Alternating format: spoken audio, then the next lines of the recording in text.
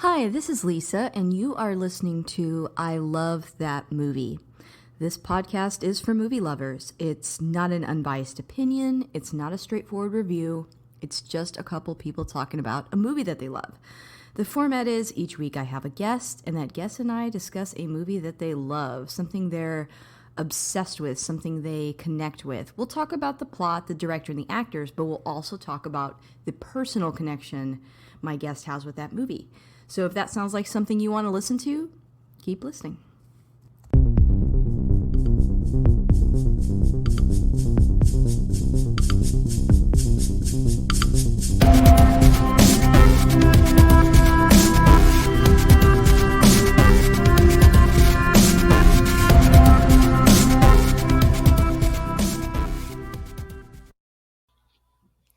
Hey, this is Lisa, and if you want to catch up with me on Twitter, you can find me at ILTM Podcast. I'm also on Instagram at I Love That Movie Podcast, and we have a Patreon. The show is always free, but if you want to support us on there, you can, and you can find us at patreon.com/. I Love That Movie. When you sign up for as little as $1 a month, you get a bonus episode every week. Lately, I've been covering WandaVision with a guest. But also just my thoughts on the movies that I've seen that week. And I want to take a moment to thank my top patrons, and they are Chris Belga, Michael Cross, Philip Barker, and Jeff Widman. Thank you guys so much for keeping the lights on. And if you like what you heard today, please subscribe and rate the show. It does help new listeners find us. And today I have a returning guest. I have John Rodgers. Say hi, John. Hi, John. Hey, John. How have you been? How are you doing? Well, I'm upright and above ground, and we don't need to get into all that, but yes, I'm very thankful that I am able to be here tonight. Yeah, I'm glad that you're doing better. And it's also been a while since I've had you on. You've been on several episodes. We talked, let's see, To Kill a Mockingbird, and also Dazed and Confused. That's right. And yeah, so you're back here. You typically pick classic films, and the guest always picks the movie. So, what movie did you choose to talk about today? I picked a little known movie.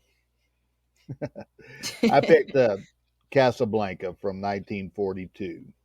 I had to go back into my archives and make sure we hadn't already covered this, and I could not believe that we haven't. Maybe people feel intimidated, I don't know, but it looks like we hadn't picked it yet, so I was like, yay! This is one of my favorite films as well. So I was very excited that you chose this one, rewatched it, even though it's not like I have to rewatch it. Like, I know what happens, I've seen it many times, but it's always fun to go back and revisit it. Uh, let's before we dive too much into it, let me go ahead and give you the synopsis really fast. I don't know why I have to do that. You guys should have seen Casablanca already, but let me do that for you.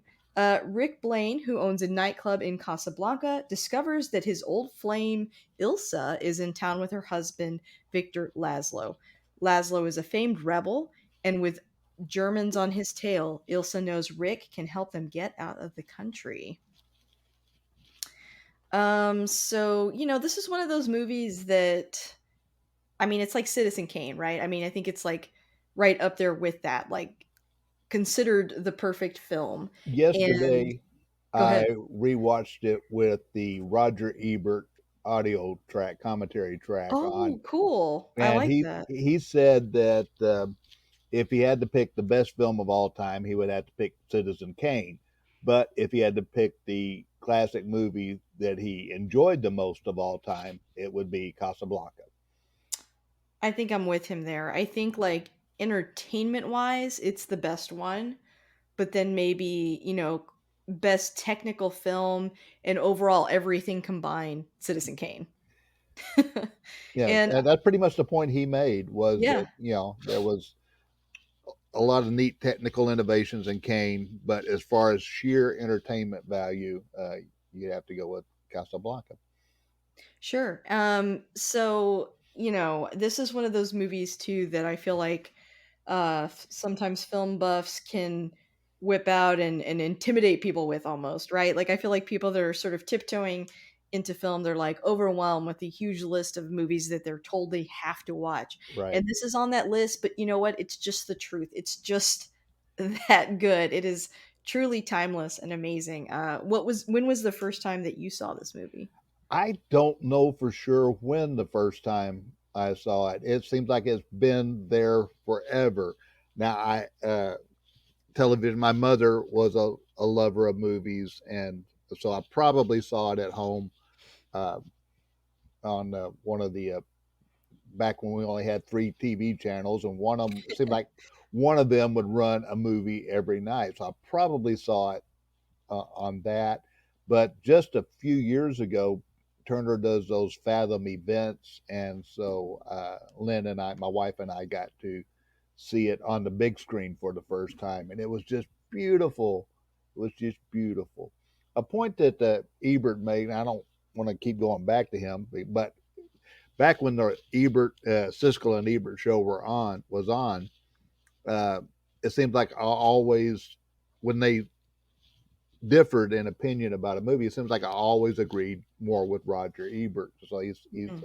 a critic that I really respect, and he said that even for younger people who don't like old classic movies or black and white movies or things like that, they all seem to like this movie because it just transcends generations. It transcends genres. I mean, it's part action flick, is part romance, it's part almost Hitchcockian with the MacGuffin that's involved, and the surprise ending, which is no longer a surprise, but you cannot watch that ending and not be moved by it.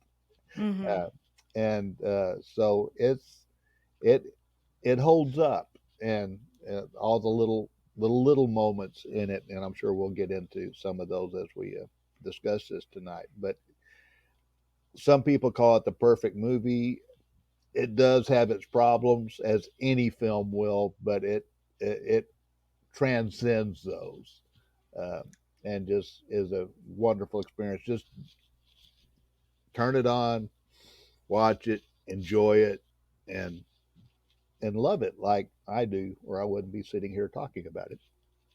Yeah, if you happen to have HBO Max, it's on there under the Turner Classic Film heading, so you could go watch it there if you've never seen it before. But it's definitely a film that I agree it does transcend generations. I think it's always stayed relevant.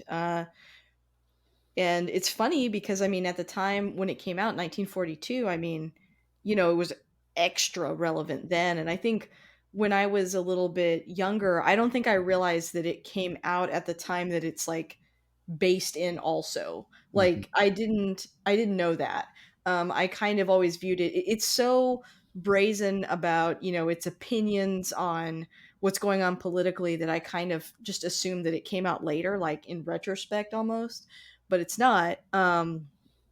And I don't know when I first saw this either. To be honest, it probably was during like a film class or something like that. Sure. But you hear all the quotes all the time. We've seen so many clips over and over again through the years. There's been so many parodies that it's literally hard to pick like one memory moment of when I saw it. But I absolutely love it, and I think I've seen it in the theaters too. But I'm not positive. But anyway, I never it's one of those films that, like, if I watched it again right now, I would enjoy it because it's just something that I could throw on literally any time. So here's a couple of quick facts. The first one that I have is that although this is an overtly anti-Nazi film, it wasn't the first one that Warner Brothers had made. It had come out several years ago with Confessions of a Nazi Spy in 1939. Although I wouldn't say that several years ago, it was a couple years ago. Right. Anyway, Warner's was the first Hollywood studio to be so open about its opposition to the Nazi regime, and the first to prohibit its films from being distributed in Nazi occupied territories. Indeed, Harry M. Warner was making speeches denouncing Nazi activities in Germany as early as 1936. And what's also interesting is that so many, and we'll get into this in a little bit, but so many of the actors, even the extras, uh, that participated in the filming of this were refugees, European Wow. refugees, uh, and that's what really brings the poignancy of some of the scenes to it. These were people, some of whom lived what they're talking about. You said it being set and made during 1942 during World War II.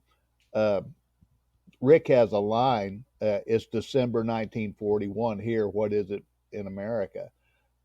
And Mm. I read somewhere, I never really noticed it, but there's a calendar that shows it as December 2nd. So it's just a few days before Pearl Harbor.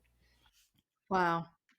This may be a fact that you're about to get to when somebody at Warner's who was in a job it was to read plays and look at plays and things to see if there's anything that could be uh, turned into a Warner Brothers film, came across this script the day before, the day after Pearl Harbor. Wow. Yeah. That's incredible. The second fact that I had is that Dooley Wilson, who plays Sam, was actually a professional drummer. Mhm. So he faked playing the piano. As the music was recorded at the same time as the film, the piano playing is actually a recording of a performance by Jean Vincent Plummer, who was playing behind a curtain, but who was positioned so that Dooley could watch and copy his hand movements. I Yeah, thought that was and interesting. sometimes he was more successful than others. When you watch it, don't watch Dooley Wilson's hands. Just just enjoy it. He did do his own singing. There was some talk about dubbing in another singer for him, but they kept it, and thank God they did, because how can you not listen to that song sung by him, uh, by Dooley Wilson, and not get those feelings? I mean, it's a smaller part in the film, but it has a really big impact. You know, he really connects us to the relationship between Rick and Ilsa. And I don't know, he's just very compelling in that role. So, yeah, I think, you know, putting acting ability over just him being able to play the piano, I think they made the right choice too. And his voice is beautiful, so I think that's also kind of unique because sometimes in older movies, you know, they did dub people a lot, and I'm glad that they didn't dub him because I think it came across very authentic and it sounds good. So the And last thing, oh, go ahead, go ahead. oh, I was going to say another thing too. His character, he's not seen as subservient at all. He is an equal. We talked when we talked about Mockingbird. We talked about some of the social conventions between black and white people back in those days.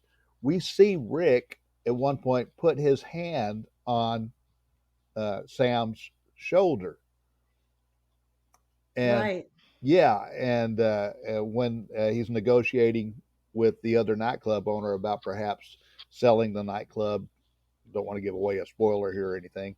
Or when the other nightclub owner, wonderfully played by Sidney Greenstreet, uh, offers Sam a job at his club, uh, Rick lets Sam make his own decision, and he's they're friends, and one gets the idea they're also business partners in this venture as well. So uh, he's not the stereotypical black character that populated movies during that time.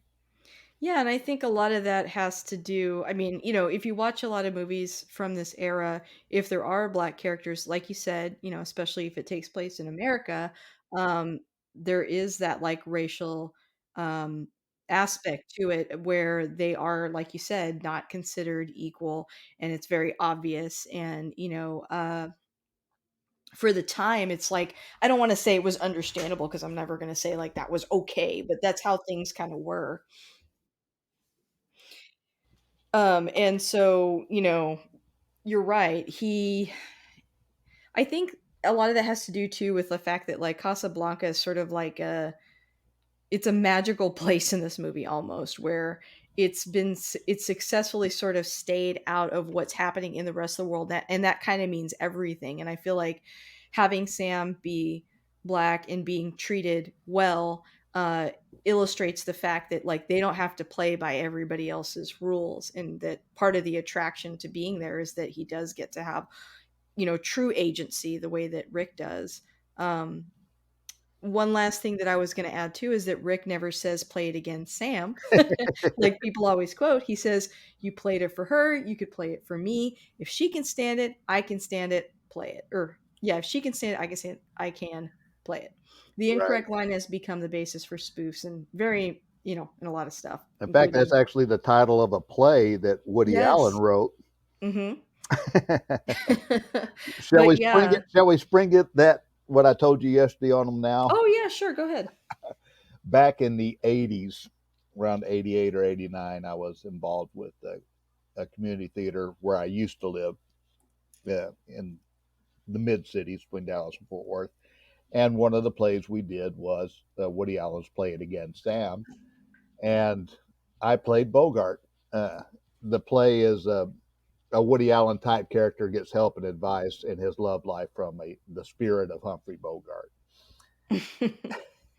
and had me in a trench coat and a hat, and they would light me from the back because I don't look much like Bogey, and I was much thinner than I am now, and but I got this wonderful compliment from a lady after the show one night. She said, "You even walked like Bogart," and Oh, it she was not noticed. something I was conscious of trying to do. Is basically stand there with one hand in the trench coat pocket and the other hand holding a cigarette, and Well, he's so iconic. I feel like he gets into all of our minds eventually, right? Like you just watch so many movies with him and you probably just subconsciously yeah, started mimicking him.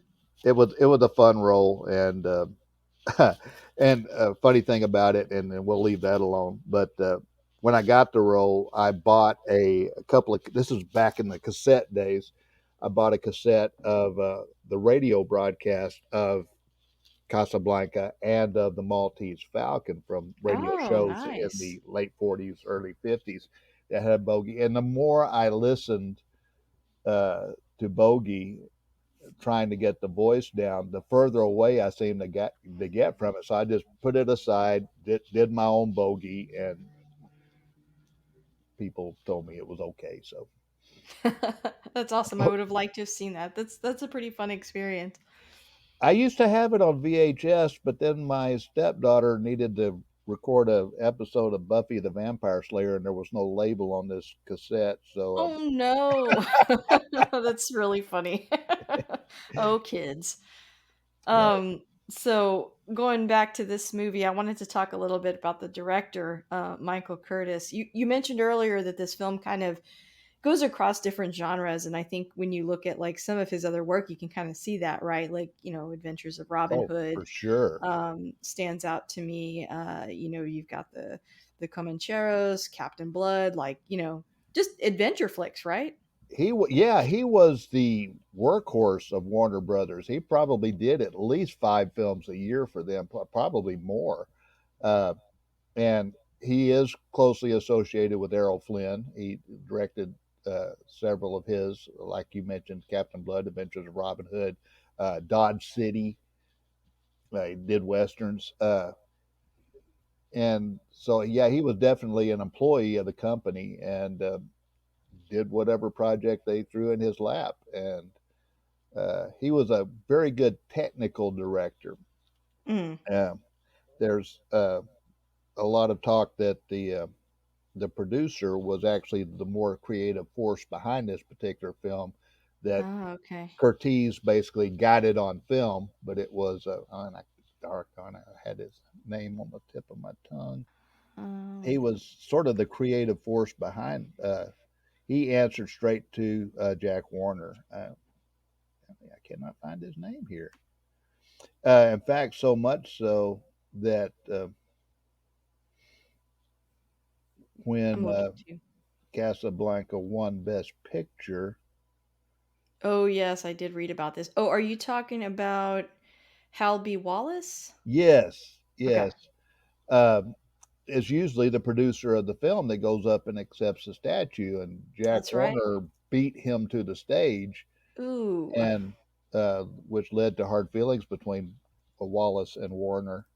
and Well, yeah. Wallace left Warner Brothers. He was around there for a few more years after that, but he uh, did eventually break with the Warner Brothers. Yes, Hal Wallace. Thank you. No problem. I think the biggest thing, the other big movie that I really remember, well, there's a couple, I guess, like Huckleberry Finn, but also White Christmas. Those Oh are the yes, biggest standouts to me for Curtiz. right. And as many times as Bing sang that song, the very first time he sings it in White Christmas when it's at the at the war, when he's singing to the troops, that's the prettiest time. But we'll have Yeah, to save that one for when we talk about White Christmas. we should absolutely. So we could go through. Well, do you want to go through some of the actors or talk about some Sure. of your favorite performances? Yeah, go ahead.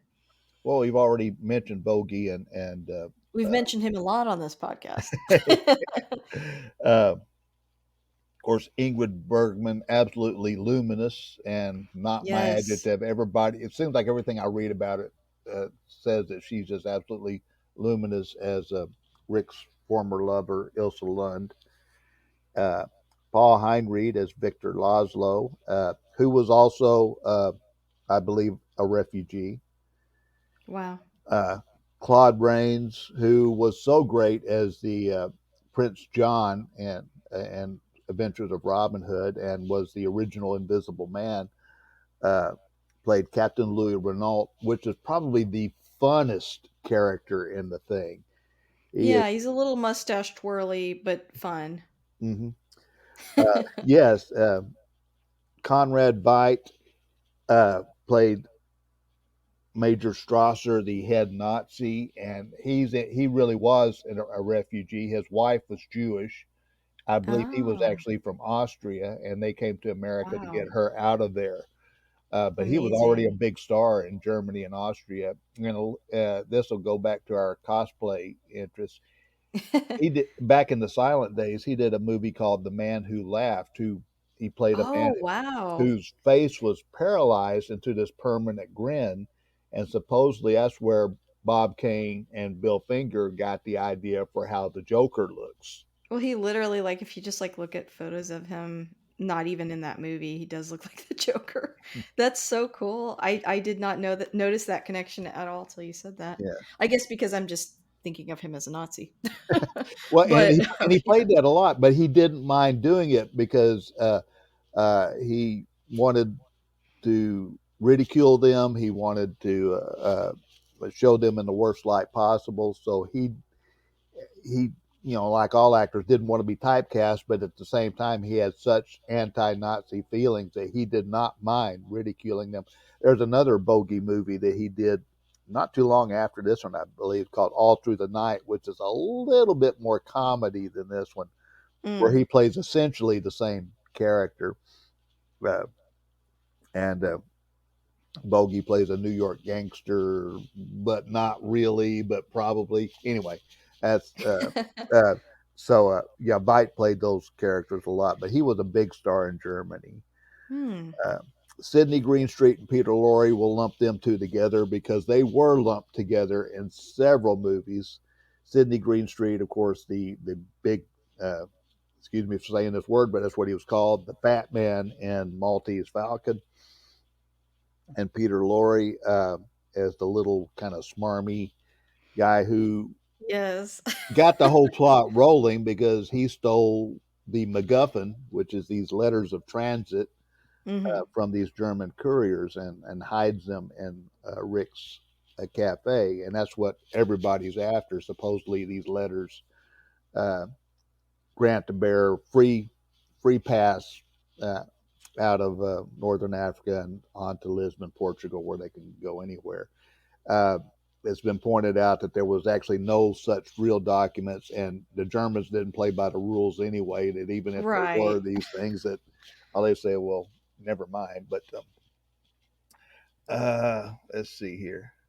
But Peter Lorre, yeah, he was so much fun, and he was a big star in Europe too. Starred in some Alfred Hitchcock movies over there before Alfred Hitchcock came over to America. Oh, He was interesting. in the original Dial M for Murder, I believe. Oh. and those things. S.Z. Sakal uh, plays the head waiter Carl, and he's a lot of fun too. And Yeah. he's another one that came over for. In fact, I read somewhere that only Bogey and uh, Dooley Wilson and Joy Page are the of the main characters are the only American-born actors in this thing.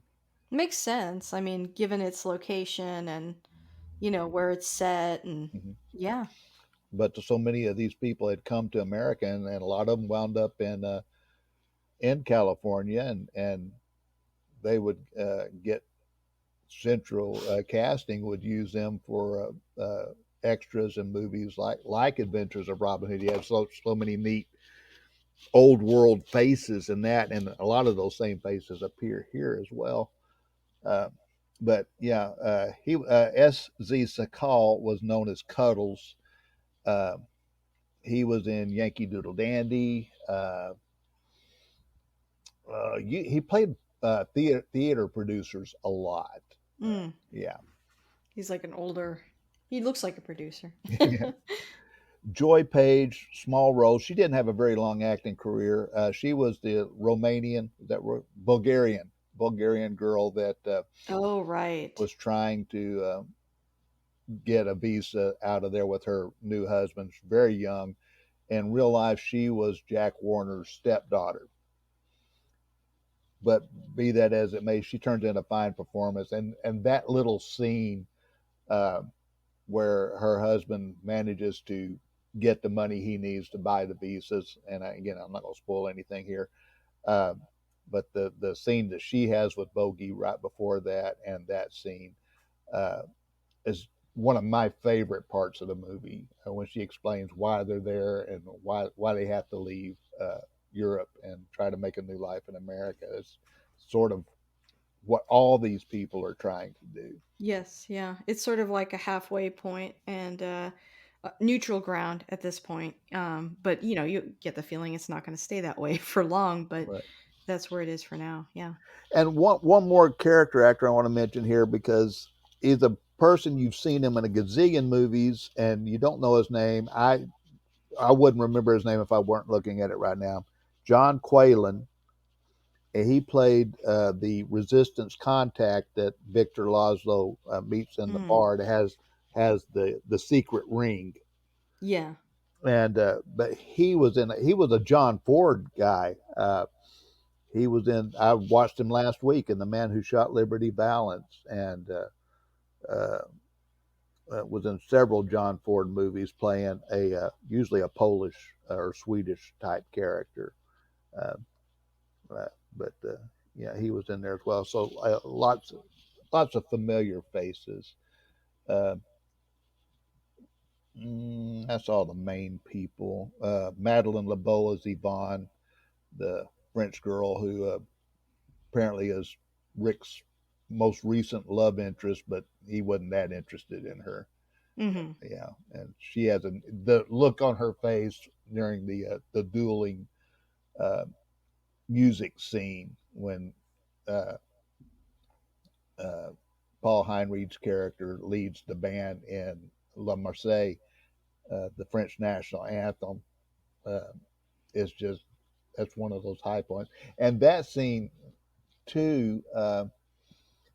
When they filmed that scene and they had all these extras who came from Europe, and uh, the story goes that when they filmed the scene, that there were real tears running down these people's faces as they I'm sure. shouted down the Germans. The Germans are singing a German drinking song, and uh, Paul Heinrich's character, who is a leader of the French resistance, uh, leads Rick's house band in the French national anthem, and they essentially overwhelmed the Germans, and Hmm. that a lot of the people there were weren't acting; they were visibly moved by it all. And she Right. was one of them. She gets a nice close up in that scene that really Yes.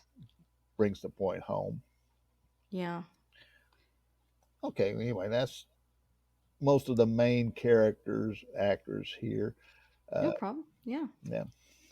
Do you want to talk a little bit about some of your favorite scenes in the movie? And I know you said you didn't want to spoil it. That's your choice. If you don't want to do any spoilers, we can. But I always tell people before they proceed further, there will be spoilers. So Yeah, you can feel free to and spoil things if you this want. movie is so familiar that I probably won't hurt anything.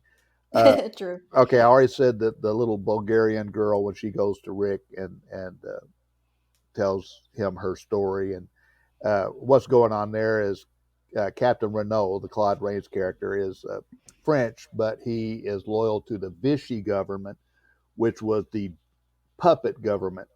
Hmm. There was the occupied France and there was free France, but they really weren't free. Vichy uh, paid lip service to the Nazis, and so it's Right. essentially a puppet. And Claude Rains, he says, "I blow like the wind. Right now, the wind blows from Vichy." So he's kissing up to the Nazis and Paul Heinrich, etc. And but he's got this vice. He will sometimes arrange these visas for attractive ladies who and they never come out and say it because again you had the Hayes office or whatever it was called back then. You couldn't say it, but the impression was if this young lady slept with Captain Renault, that he would grant them a visa. Oh, I didn't notice that, but yeah, that makes a lot of sense. I Yeah, mean, and she's very, very pretty, and there is something. I mean, there's like a weird energy to him giving her that agreement, so that makes sense. Yeah. yeah, and so she says to Rick, she and her husband, they're very young. In fact, Rick tells her that she doesn't even belong in the club; she's underage. That's Uh, right. um, but the husband's trying to win money at the roulette wheel, and he's not having any luck. And so she goes to Rick, says that asks Rick if Captain Renault is a man who keeps his promises, and she says to Rick, which kind of echoes the bigger plot uh, that if she does this terrible thing, but she never tells her husband, and he never knew, and it would help them get achieve their goals, would that be okay? And we have a sort of a mirror scene later on when Ingrid Bergman's character goes to Rick trying to get the letters of transit from him. Uh, and they have some special time together. So there's sort of a reflection of the bigger or more central plot there and minuscule with this young Bulgarian couple. I love that scene. I love it. And I'm about to make a leap from Casablanca to Star Wars. Go for it, Well, because I was actually wondering if you were gonna mention Star Wars, because I actually think of Star Wars too when I watch this movie. well, the Go the ahead. cantina itself, Yeah. kind of Cafe American, kind of is like the cantina in Star Wars. But Yes. go to um uh, the first of the three latest, the one where we just see Luke Skywalker for just a second there at the end. Which one's that?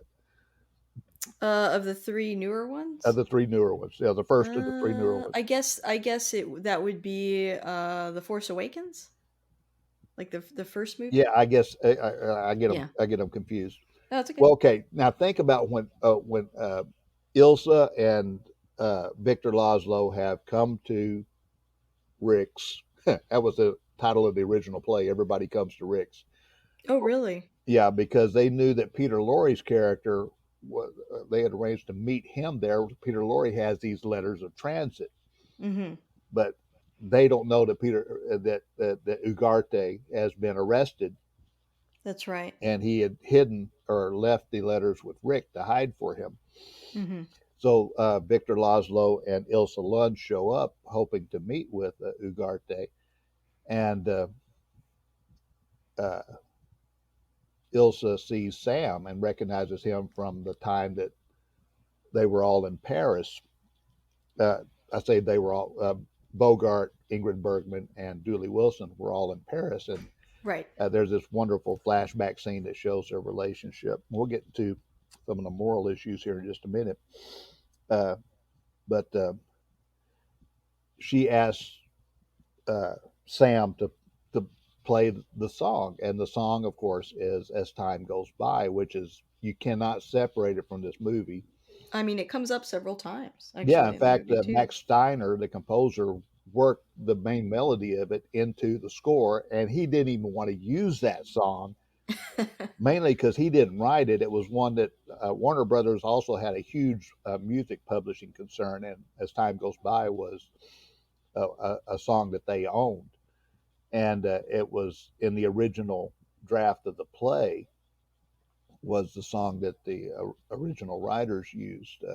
Everybody Comes to Rick's, which was never produced, by the way. And I've tried to find a copy of that original script to see if it was something that maybe one of my theater groups could fool around with, but I've never been able to find a copy of the script. But anyway, so she asks uh, Sam to play that song, and he starts it, and Bogey comes charging into the room, and we don't know why yet, but he walks straight to Sam and says, "Sam, I told you never to play that," and then Dooley kind of nods his head towards Ilsa, and and and okay, this is where the Star Wars connection comes in. The look on Bogey's face when he sees Ilsa, you see love, you see revulsion, you see hate, you see sadness, you see anger, all in one wordless 5-10 seconds tops.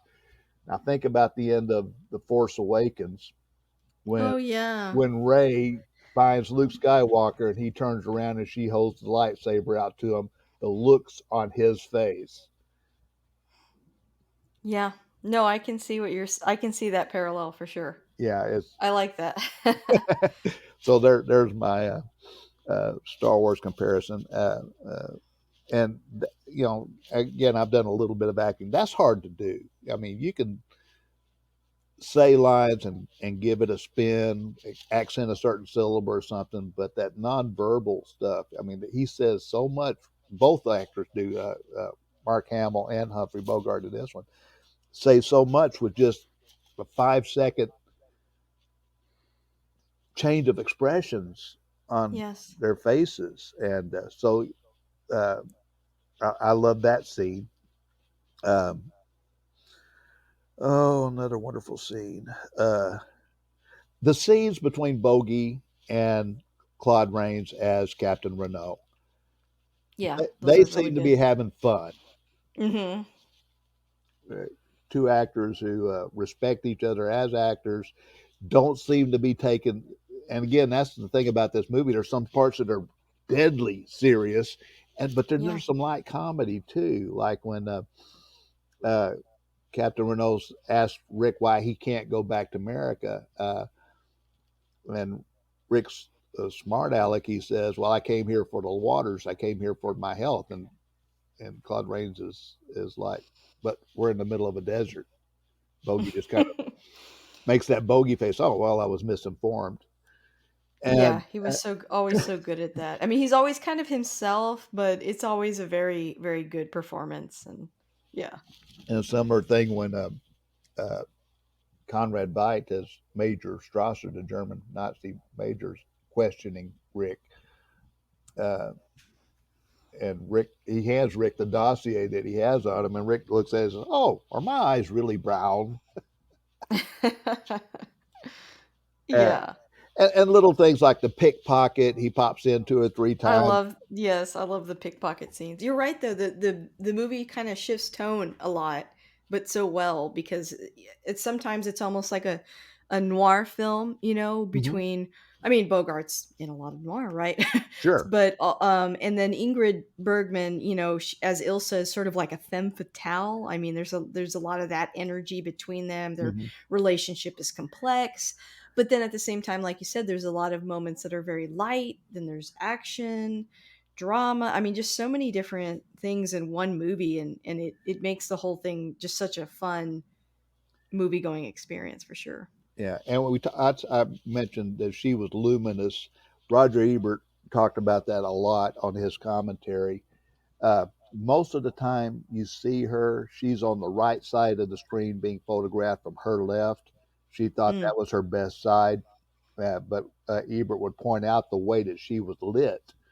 Uh, uh, she kind of had a round face, and they lit her so that her face was more angular. And Oh, I but, also noticed, like in most old movies, like when the camera lens is on, Humphrey Bogart, you can see every detail in his face. But then when it's a lot of times when it's on female actresses, they use that sort of like fuzzy thing that they put over the lens so that right, everyone looks a gauze, little bit, yes, yeah, like gauze, yeah, and which is like, kind of like today a filter, a yeah, literal filter. yes, it really was, yes, and yes, and they did that to her, and they also had these tiny key lights that were aimed directly at her eyes. So again, Mm, it helps make her look luminous. But it was the way she used her eyes uh, when she's talking to Bogey, or in the one. She has all these intimate scenes with Bogey, and she's married to Paul Heinrich's character. She only has one kind of intimate scene with him, but she doesn't just look them at the eye in the eyes and say her lines. She sweeps their whole face with her eyes, mhm, and she knows how to look down and yeah, uh, uh, just the angle of her head. How much of that was her? How much of that was Michael Curtiz? I don't know, but it certainly worked. And they certainly photographed her to the greatest advantage. for sure. Yeah, that's interesting to hear all that backstory on how they lit her and everything, and yeah, just the natural way they kind of make women appear more like soft or angelic too. Yeah, um, and but yeah, her character comes into a lot of criticism because it's like, okay, who is she really in love with? Is she in love with Paul Heinrich, or is she in love with Humphrey Bogart? Well, in my opinion, the simple answer is both. yeah, And I think it's complicated in a when you're standing away from the situation, it's easy to judge her, but when you consider the historical context of what's happening, I don't think so. It's plus, like it's not the same as just, her husband was in a concentration camp, and yeah, well, none of us know what we would do in that situation, not only that, but she had, and that's the thing, which makes it okay in my mind. When she was having her romance with Rick in Paris, which we get in a flashback, uh, and she explained later on in the film when she's confronting Rick about giving her the letters of transit. At that point, she during that time in her life, she believed that Victor Laszlo was dead. She had gotten word Mm, that he had been killed. that's true, yeah, and So, also I think that I think she loves her husband, but I don't know if you feel this way. It's a different kind of relationship with him than with Bogart, because or Bogart's character, because Bogart's character sort of puts her in the forefront of his life. I mean, he's so truly in love and entranced by her. She means the world to him, and she will never really mean that to Laszlo. right, He loves her, he truly loves her, but the cause is his first true love, which is admirable. So she can't be upset about that, and she's not. But there's a different type of love that she shares with Rick. And, it's painful that two of those things are happening at the same time for her as well. And that's something I don't think Rick understands till towards the end. And it's why I think both men like are able to like understand the situation and, quote unquote forgive her. and I love Paul Heinrich or Victor Laszlo's response. He says, "I happen to know to Rick. I happen to know you're in love with a woman. That we should happen to be in love with the same woman." Yes. And he says, and since no one is to blame, he doesn't hold any hard feelings, or says he doesn't. And then, but to put the whole thing in perspective, Rick does that near the end when he says the problems of three little people don't mean a hill of beans in this crazy world. That Right. I there mean, is a their bigger, romance is very minimal compared to what's happening, you indeed, know? and she's, as he says, you're part of his work, part of what keeps him going, and But yeah, I agree. I think the moral complexity of her complicated feelings, his feelings, her husband's feelings, against the backdrop of World War II, like all that stuff is just it's really juicy and interesting um and Rick's character is like an expatriate Hmm. and he's really running away from the problems in America. He doesn't want to deal with it and he's running away from the problems with the war as well. Like he just kind of Casablanca is like his little safe haven. He doesn't want to deal with everything else, but ultimately because of Ilsa he will start to make decisions that are less selfish and kind of mirror more the way Laszlo is really. And I think that the first big scene where he does that is with that Bulgarian girl that I mean he sticks his neck out for her. Right. I stick my neck He out for no one. yeah, he says that. And then he immediately does it. But yeah, he lets her husband win. He makes sure that he wins and the Nazis see that and it really puts him in a precarious situation and yet he inches closer and closer and closer as the movie goes on towards just straight up being a hero. Oh yeah, and in the dueling song scene, the band doesn't start. Even though Victor Laszlo goes over and says "Play La Marseillaise," they don't pick up their instruments till they look over at Rick, and he gives them the nod. That, okay, go ahead. So yeah, he does support uh, what the resistance is doing, even if only uh, in spirit at that point. It's Yeah, I funny, mean there's a reason why he ran away from certain things. He didn't agree with what was happening right? and this he's kind of a rebel already, but now he's more involved because he can't help but he can't be neutral forever Yeah. and yeah. Interesting point about that little nod that Bogart gives them. Supposedly that's an insert that he just got called in, told to suit up, put on the white jacket, and go in and shoot Interesting. this one little shot. He said, look over in this direction, Curtis, look over in this direction, and give a little nod, and that was it. He did had no idea what it was for or anything, and in editing it was put in to signal the band that it's okay to play this song. Oh, wow. I love that. What's another iconic scene that you really connect with in the film? Well, of course, the end at the airport. Uh, Yes. that's where you get the wonderful speech. The We said a lot of things last night, but it occurs to me. You said I had to do the thinking. It occurs to me that the problems of three little people don't mean a hill of beans, and he essentially falls on his sword, and he knows that as soon as they get away, that uh, Captain Renault and probably Mason Strasser are going to arrest him. Mhm. Uh, but he does what he has to do so that they can get away, uh, and again, that speech is wonderful. And then he admits to Laszlo that he and Ilsa had spent some time together the night before. That she was trying to get those letters from him, and uh, uh, pretended to be still in love with him. He says, and I let her pretend. And Laszlo just simply says, I understand. And fairly sophisticated emotions. These two guys could have been filled with rage and fought over this woman, but they don't. Uh, They know that she's a good person. yeah. I mean, they just know who she is and Rick says she's one of a kind. Yes. And they really respect her and believe her, and yeah, I think that's not only is it rare for two guys to feel that way, but I think it's rare in movies to see that because usually a lot of the entertainment is kind of driven by the conflict, and it's not the case in this movie, which is really interesting. But Bogey, of course, or Rick, is able to hold Captain Renault and Major Strasser at bay until the plane gets safely away, which wasn't even a real plane. Uh, Oh, really? oh, you don't know this? No, tell me, Okay, tell me. that is okay. The only scene, but there was some stock footage of Paris that was used in the flashback. But the Oh, yeah, only that was scene that obvious. wasn't filmed on a soundstage was the first airport scene where Major Strasser arrives. That was filmed at Van Mm. Nuys Airport in California.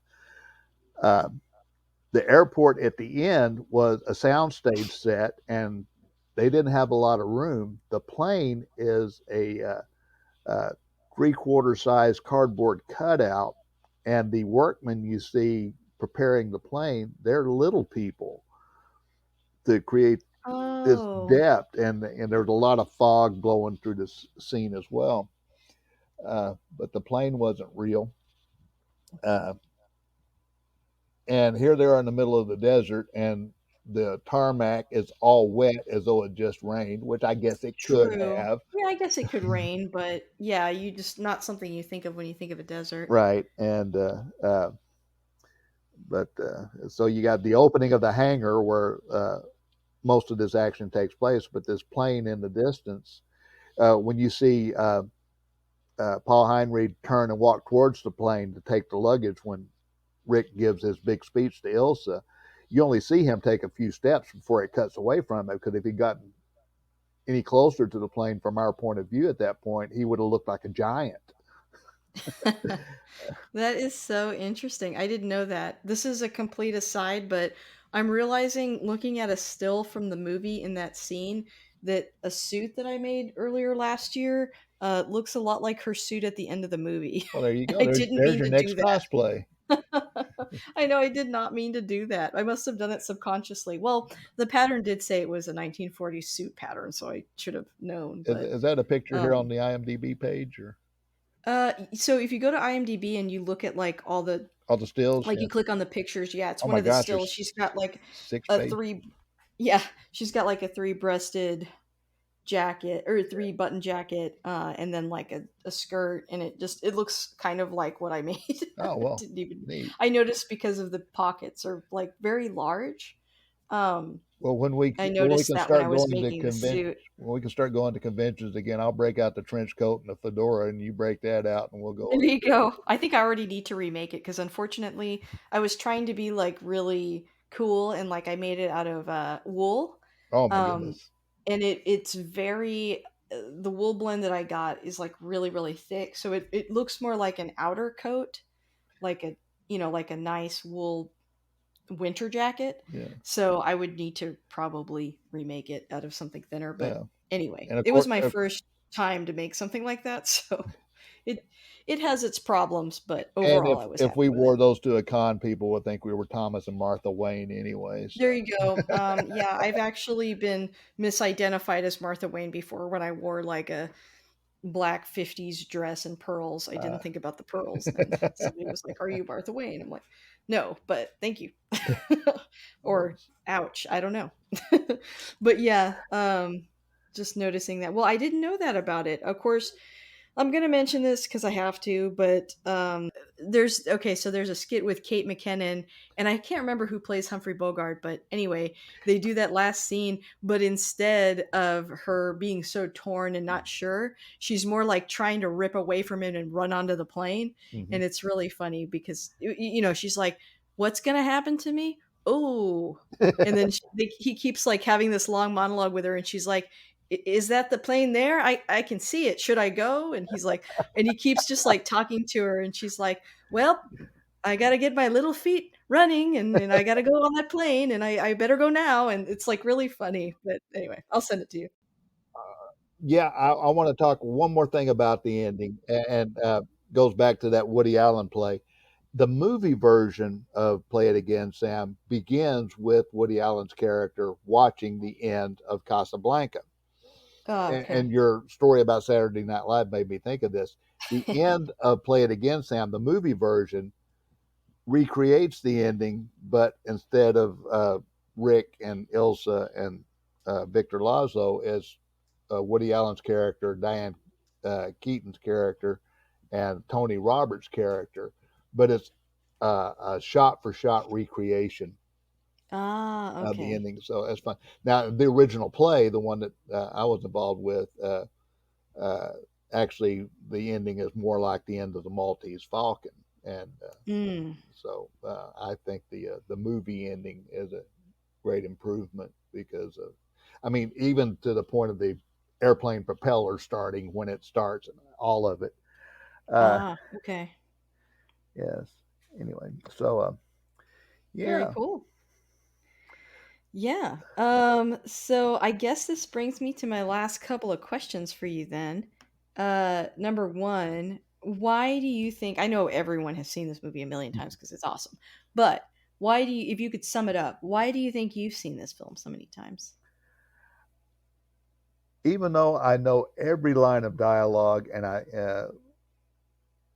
have, as I said, tried to imitate it myself and have seen it a gazillion times. Watched it yesterday to get ready for this.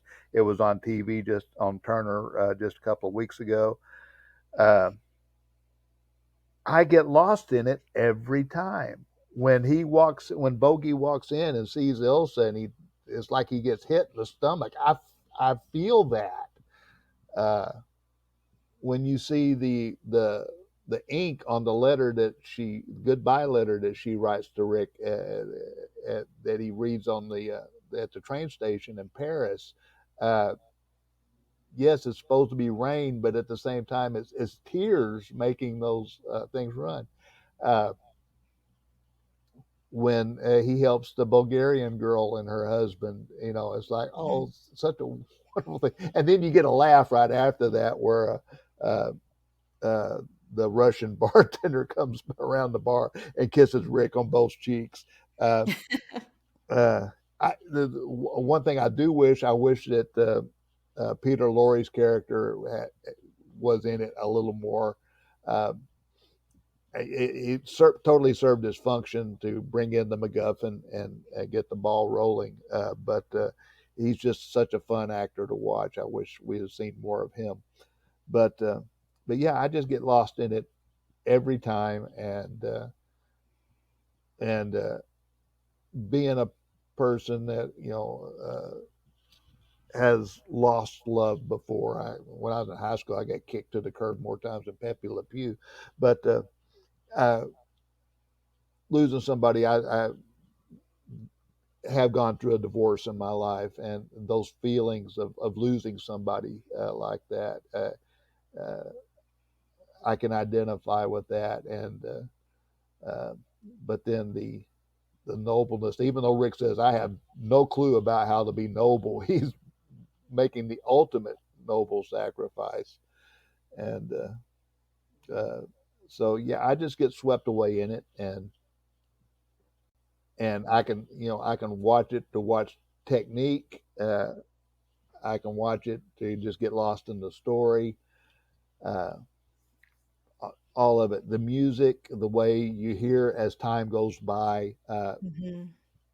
intertwined in with these minor keys. The song itself is a lovely song, but then when bad things happen, you'll hear a few notes of as time goes by played in a minor key, or things like that to help. And the lighting you said about film noir, especially the scene after Ilsa enters the cafe for the first time when Rick's drinking alone, and it leads into the Paris flashback. Is very dark, very Mhm. noir like. Uh, and uh, a scene earlier on where Dooley Wilson is entertaining the club patrons. The whole place is dark except there's a shaft of light right on him. And his piano's a light color, and he's wearing a light colored suit. It's like he's radiant, Yes. and that stuff don't happen by accident. It's very well crafted, and that's what Mhm. Curtis was uh, uh, a master at, taking what he's given and taking off the page and putting it on the film, while other people may have had more creative visions. He was a very good technician and Mhm. captured all these things. Uh, so it's again is a near perfect movie, and again, I can get lost in the story, or I can watch it technically, or you know, just uh, just so many ways to watch this film. and enjoy it. And you can watch it for a historical document of where Europe and the United States and Germany were at that, and France were at that time. Mhm. You know, I did not know what the Vichy government was till after I saw this film and started doing a little bit of research. Yeah. Oh, yeah. Uh, Yeah, there's a lot of if you go back through like, people have been upset in some of I don't think Parasite had quite this backlash, but like let's say when the Green Book came out, there was a lot of backlash towards some best picture winners. And I remember Tim and Palmer pointing out to me because they have a show called Academy Rewind. They said that there's actually a lot of best picture winners that in retrospect were not the best pictures of that year, and in some years it's really obvious. Well, in 1942 the best picture made perfect sense because it truly is best picture material, right? I mean, I think yeah, it's one of the films that it got its due and has continued historically to be at the top of lists for being, like you said, a near perfect film. So and it was I don't know. totally Go ahead. by luck because Mm, it was just one of. I think I heard somebody say that Warner's was a movie making factory, and yep, made that's true. about 100 or a picture a week, so 50 pictures a year. And this was just one of those 50 pictures, Hmm. and we didn't even get into the complicated script writing process. Uh, a lot of the back half of the movie was literally being written the night before they shot it, and Wow. including that wonderful ending. Uh, I mean, of course, they had the original play to go by, but the relationships of the characters were far different in Everybody Comes to Rick's than they are in Casablanca. And Hmm. but yeah, they had no clue at the time that they were making something special. Everybody was either under contract to Warner's or loaned, like Ingrid Bergman, loaned to Warner's. They swapped her for Olivia de Havilland. It was just their job. And Hmm. a few weeks later, Bogey's working on another gangster pick or something, and uh, so they had no idea at the time. And again, Ingrid Bergman, one of the reasons her performance is so wonderful is that she never didn't know till close to the end which of the two gentlemen she was going to wind up with at the end. Ah, interesting. And so that's why she's kind of seems conflicted in her feelings so much, is because she honestly didn't know. Uh, It also gives her the appearance of being like kind of guarded and like we don't know what she's thinking a little bit mhm, too. mhm. She's conflicted, but also we don't know which way she's leaning, and that makes sense if she didn't know. Right. But, yeah, and so how would you mentioned earlier that, Ebert, expressed that, this is a movie that sort of transcends generations. So, if you were to pitch this to a younger generation, what would you say to them that you think would be, like, a good hook for them to see the movie? Oh, wow. If you want to see where George Lucas got the idea for the cantina scene, here you go. There you go, that's a good one. Uh, I can't be mad at that. Well, I think also, there's like a top, I don't know, 100 list of movies you should see before you die kind of Right. thing, that everyone should have on their list, of great films. And, Casablanca is at the pretty close to the top of that list. Yeah, So I've heard you have to see like it. Yeah. number two is like Citizen Kane and Casablanca, then everybody Yeah. else. Have to agree. And it's just got a little bit of everything. And yet it's daring and kind of exciting, and I felt like the film took some risks, with the sort of morality, especially of the time, the relationships Mm. between people, but then also strong commentary on how Warner Brothers or Warner Studios felt about Nazis. Oh, And then just a fun action drama romance, I mean everything. So definitely a movie you have to watch, and and it I moves assure you. so Oh, go ahead. quickly. It moves so Yes, it quickly. does, which is, yeah, a pacing, A lot of people complain about, and I always talk about on here, pacing when it comes to older movies. This movie does not have a pacing problem. No, it doesn't. I'm trying to see what the runtime is here. I think it's like an hour and 40 Yeah, minutes. it's Yeah.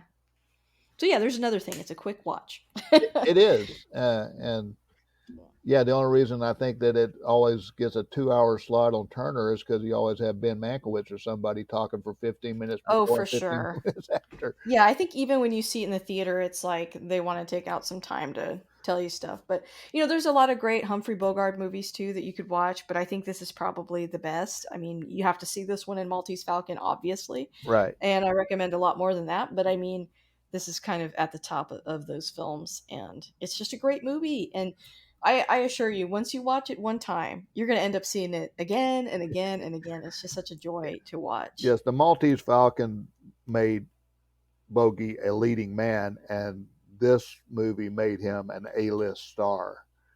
And that's Yeah, something else we makes didn't sense. talk about. The original press release for this movie said that Ronald Reagan and Ann Sheridan were going to be the leads in this, Oh, but wow. but uh, what I've Well, heard, I'm glad it wasn't Reagan. I mean, that's just I mean, well, I like it being Humphrey because he looks more like an everyman kinda yes, guy. and yeah, well, Reagan was already getting ready to go actually be in the service, and so Mm. that was just a plant by the studio to keep his name out there, and Oh, okay. at one point it was supposed to be George Raft and Betty Davis, who was like their first team as far as couples went. Mm, Interestingly enough, Paul Heinried had just finished with Betty Davis, now Voyager, right before he went into this one. In fact, he was very reluctant to be in this one because he was not the main lead in it, mm. and that's why if you, I'm looking at the poster here, you see all three of their names across the top. He had to have equal billing with Bogart and Bergman. I see. Okay. Interesting. But yeah, this was just a job to these people, and I don't know how many films Bogey made that year, but uh, probably at least five, I would guess. And this was just one of those. And a year or two later, he made To Have and Have Not, where he met Lauren Bacall, and we all know how that turned out. So, uh, started one of the great love affairs, love stories, Hollywood love stories of all time. Mm. Yeah. But yeah, it's a near perfect movie. And Yes. oh, I'm seeing the link to the trailer here. There's a line in the trailer that's not in the movie Oh, interesting. just before Bogey does what he does to Strasser near the end to keep Strasser from being able to stop the plane from taking off. Uh, he says a line. Oh, that's another Star Wars connection. Oh. Strasser shoots first. I love that. But he says, all right, Major, I warned you, kablam. And it's different because in the movie, he doesn't say a line there. Strasser pulls Mm, out his Luger, and they fire almost instantaneously. But if you watch it very closely, Strasser shoots first. How he interesting. missed, I have no idea. Movie magic. Yes. Oh, that's so cool. Well, John, thank you so much for taking time out of your day to come back on here and talk about such a great movie with me. Obviously, I can't wait to have you back. Oh well, thank you for having me on, and I'm glad I was able to be here.